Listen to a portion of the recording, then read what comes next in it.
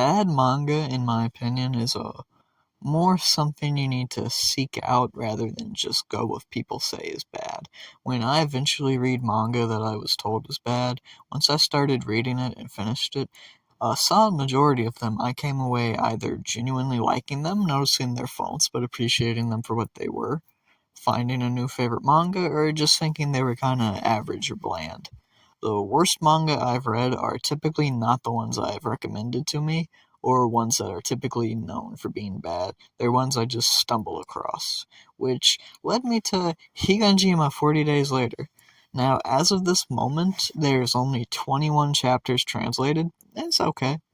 It takes place after the apocalypse, with vampires subjugating humans and a wandering warrior determined to kill the head vampire.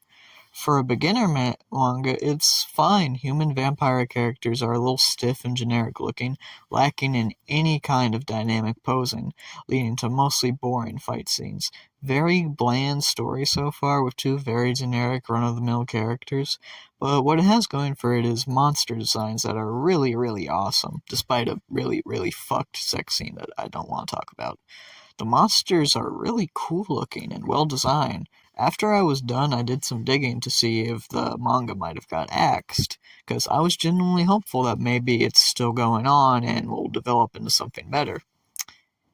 Yeah, this is actually the third manga in a long-running manga series spanning 885 chapters. Yeah, I read the series in reverse order. Oopsie. But yeah, this is the third entry in the series, and look at it. It's so fucking bland.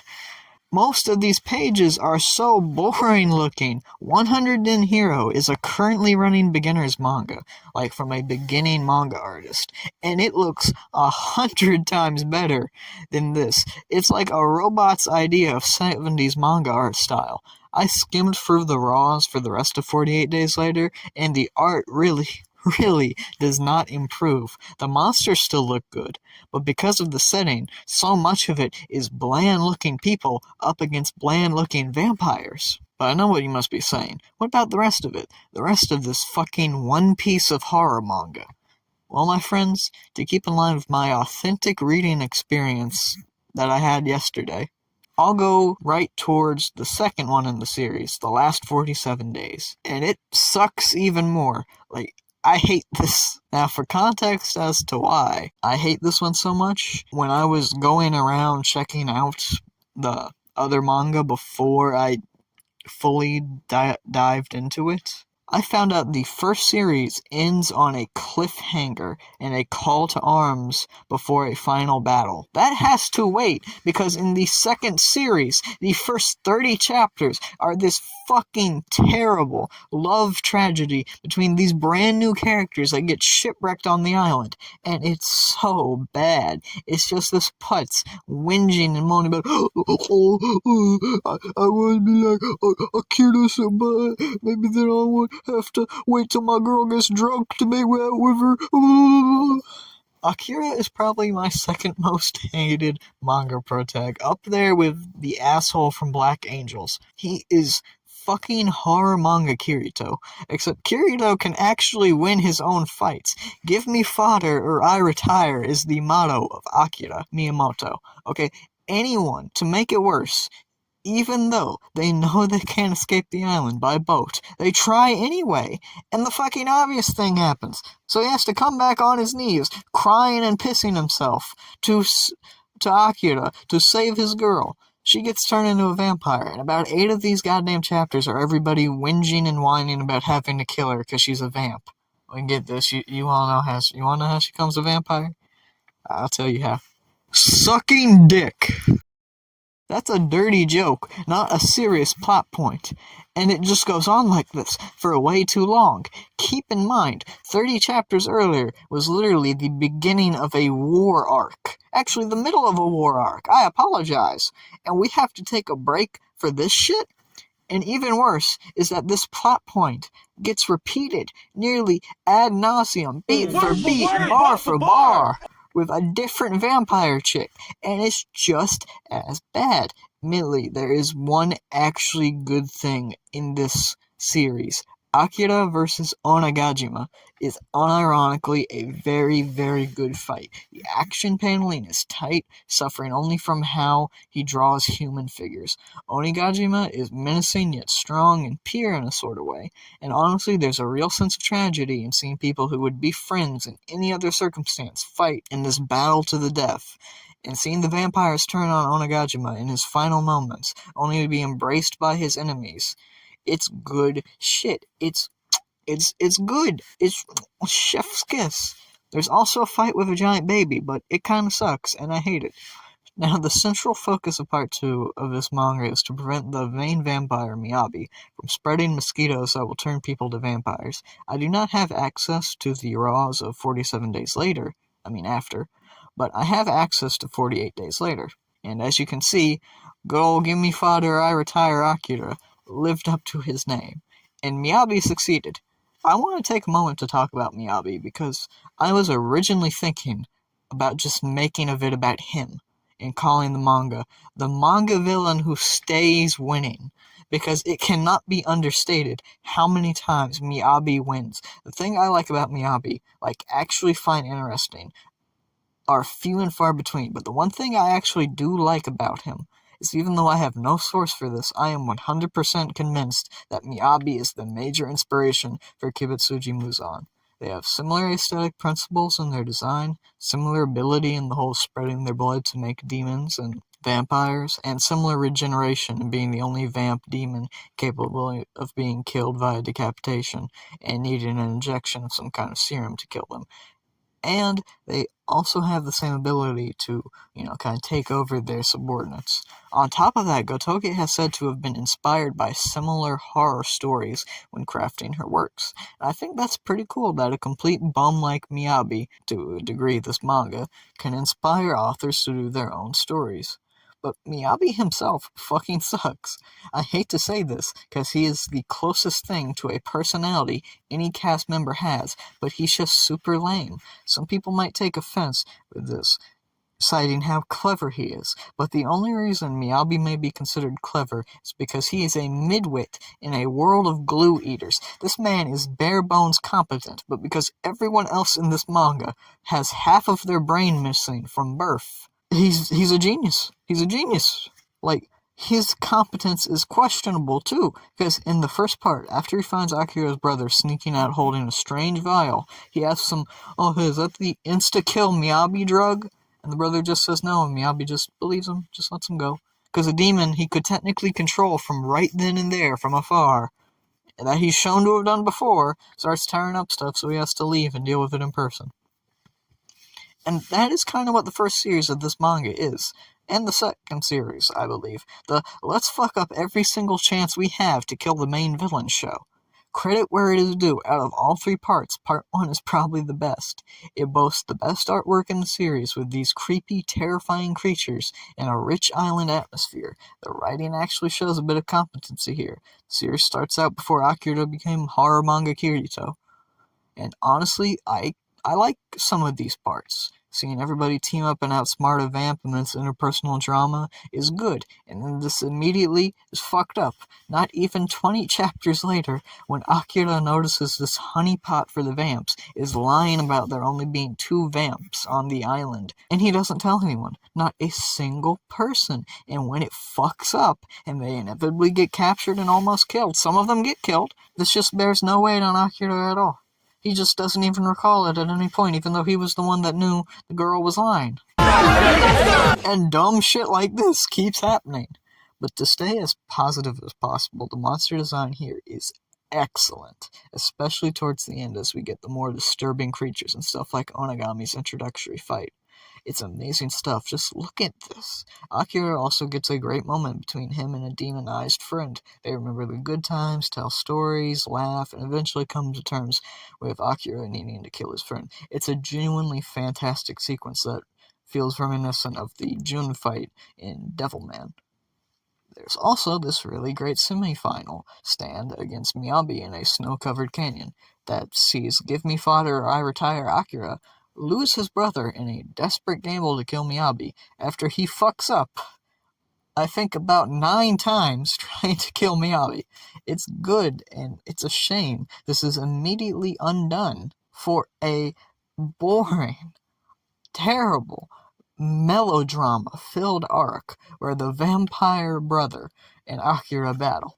It's just so absurdly boring and contrived. Even worse, it's 2 humans fighting. I have tried to be nice, but oh my God in heaven, sweet, merciful baby Jesus, the human art is offensively bland. Humans in this manga have 2 to 4 poses, all just as equally stiff and uninteresting to look at. And the death scenes between main characters are ungodly long. You know that joke in the movies where a character is dying and it's super long and it takes forever and they're really theatrical about it, and the audience just eventually starts yelling for them to get on with it, and the main characters are getting tired of it. Yeah, this manga does those scenes completely straight. Characters will die and then take 6 chapters to finally pass on. Akira is interesting to me because he should technically be interesting, but he's not. He's sort of like Keikarono, where it's a normal guy thrust into a terrible situation and having to rise to the challenge. But in execution, he is so ungodly boring. A lot of that can be attributed to the art, actually. Akira looks so bland for most of this manga, like the author is too scared to make the badass main character have an expression. And even when he does, they're very generic expressions. Usually he has 4 or 5 expressions he swaps between. He looks like a 70s manga character if you took away all of the life and soul out of their art style. Like, Akira only growing physically does not help either, especially when a lot of that said growth is off-screened during the time skip. He also has what I have dubbed the DreamWorks face of manga. This fucking face he makes, this goddamn face, he makes it every single time something happens decent in a fight. And it's not like Say Guts, where he'll make a similar expression. He just repeats the same exact expression at the same angle in everything. I actually have garnered a compilation of this face. Please enjoy.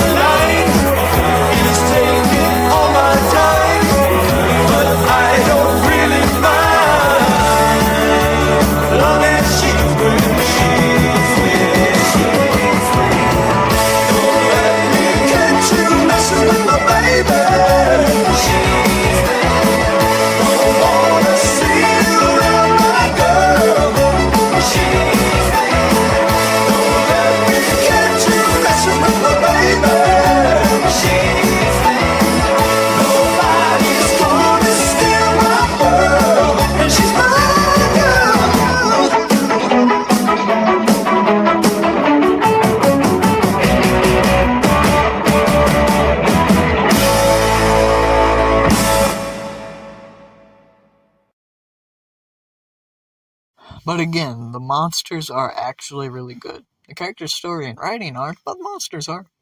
The first part of this manga is centered around finding the insta-kill Miyabi formula. And it really sucks because every time they get an opportunity to kill him, they immediately fuck it up. So there is literally no reason for this manga to be, again, 885 chapters. It could have ended right then and there with the final battle against Akira and Miyabi in the first series, around chapters 300 to 330. It pays off everything that was set up, it has a lengthy battle between the two, and it's entertaining enough as an ending. But no, it just continues infinitely for no real reason, and it's still going on. Higanjima is a franchise that I would recommend as a one-time read because there is quality here in the monsters and during the moments where it drops the horror manga setup and just becomes a battle manga. But as is, it's probably the worst long-running manga out there, and that really sucks because there's good ideas here. This manga is almost an exercise in tediousness. That's all I got for y'all today. I'm working on the worst superheroes video right now, and I got some other ideas brewing too. Do all the usual YouTube jazz with all the liking and subscribing to get me dopamine going, and peace, y'all.